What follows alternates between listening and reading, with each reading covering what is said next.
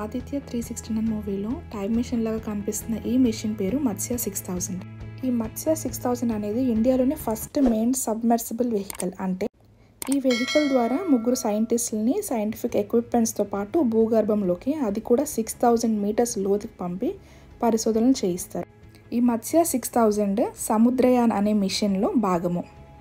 ఈ machine 2026లో start అవుతుందని ministry of earth sciences minister Kiran Rijiju గారు చెప్పారు. డీప్ ఓషన్ స్టడీ చేసిన కంట్రీస్లో ఇండియా 6th ప్లేస్లో ఉంది.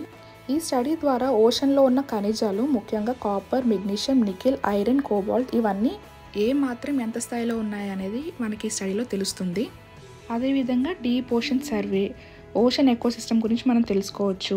అండ్ ఓషన్ రిసోర్సెస్లో ఎంతవరకు మనం డ్రింకింగ్ వాటర్గా మార్చగలం అనేది, క్లీన్ ఎనర్జీ గురించి, బ్లూ ఎకానమీ గురించి ఇవన్నీ మనం తెలుసుకోవచ్చు. ఇలాంటి మరిన్ని ఇన్ఫర్మేటివ్ వీడియోస్ కోసం please subscribe to my channel బ్యాంకమ్ మామ్ స్టోరీస్. అండ్ ఈ వీడియో నచ్చినట్లయితే ప్లీజ్ లైక్ చేయండి, షేర్ చేయండి అండ్ కామెంట్ చేయడం మర్చిపోవద్దు.